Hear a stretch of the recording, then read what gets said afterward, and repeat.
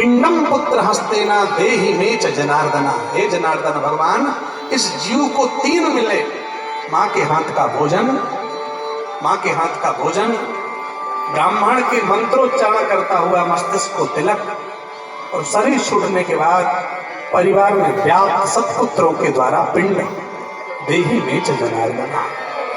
तिलक की बहुत महिमा है कि ये तिलक गुण गण बस करनी। जैसे तिलक होते ही समस्त प्रजा राजा के अधीन हो जाती है, वैसे गुरु चरणों की रज को मस्तिष्क में लगा देने से समस्त सद्गुण उसके अधीन हो जाते हैं।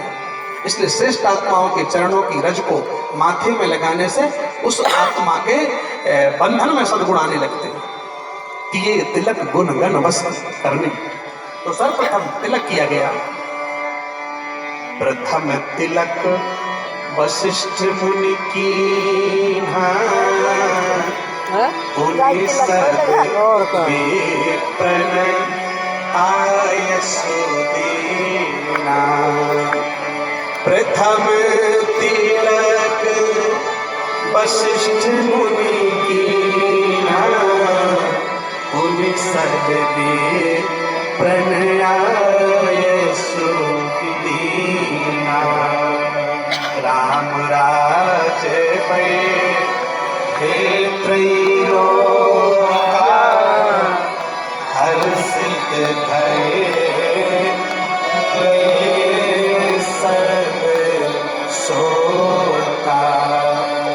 रामराज का वातावरण कैसा है? देहिक दैविक भौतिक रामराज नहीं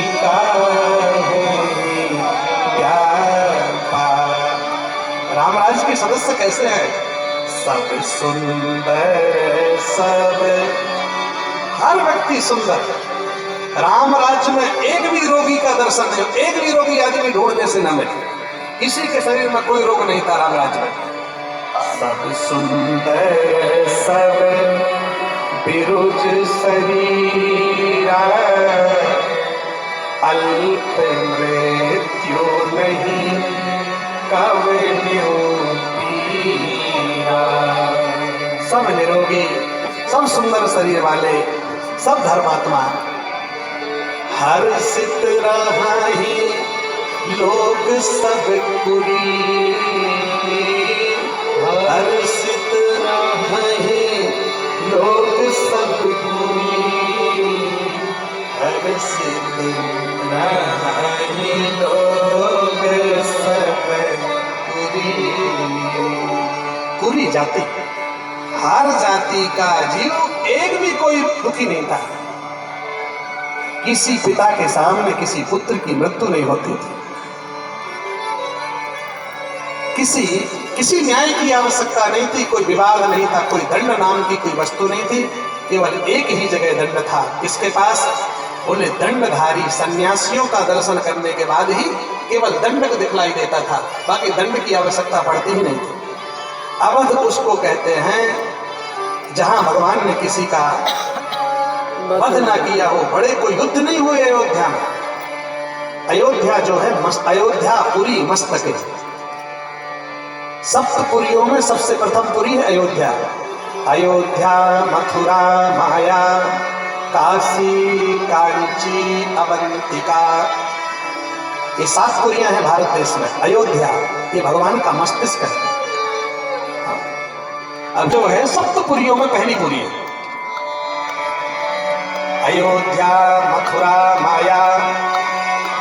अयोध्या, दूसरी पुरी मथुरा, तीसरी पुरी माया हरिद्वार, चौथी काशी, 5वीं काशी, कांची दक्षिण भारत, और अवंतिकापुरी हमारे मध्य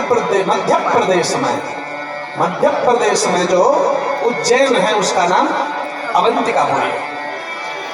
अयोध्या, मथुरा, माया, काशी, कांची, अवंतिका पुरी, द्वारावती चैवा और द्वारकापुरी।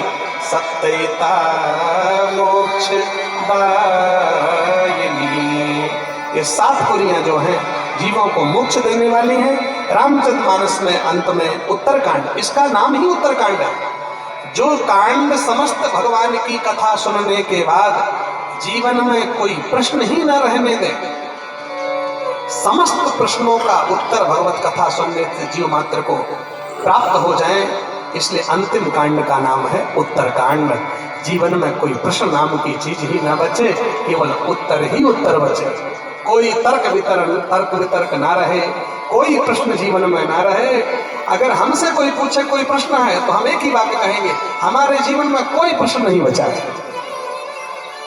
गुरुओं के अनुग्रह से केवल उत्तर ही उत्तर है।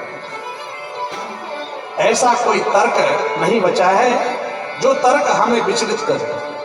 जिज्ञासा तो मरते दम तक ही रहेगी शरीर में, लेकिन कोई ऐसा नहीं जिससे हमको कोई भ्रमित कर सके। इसलिए कथा स्थल पर विद्यमान भक्तवृंद जीवन में उत्तर ही उत्तर, इसलिए भगवान की कथा सुनकर अपने जीवन में उत्तर ही उत्तर लाइए। कोई प्रश्न, कोई तर्क वितर्क नहीं, सीधा भगवत शरणागति। विज्ञान की उन्नति तर्क वितर्क से होगी। तर्क करने से विज्ञान विकसित होता है। वैज्ञानिक में तर्क नहीं होगा तो विज्ञान विकसित नहीं होगा। तो विज्ञान के लिए तर्क की आवश्यकता है और भक्ति के लिए विश्वास की आवश्यकता है। भक्त में यदि विश्वास न हो तो भक्त का विकास नहीं होगा। अंत में उत्तरकांड का वर्णन, उसमें काकभुषुंडी गरुड़ के संवाद का वर्णन किया गया है। और मेरे भाई बहन, आइए, जिस तरह से हनुमान जी महाराज को आमंत्रित किया गया था और राम कथा सुनाई गई, ये और जिसमें कुछ प्रसंग गाए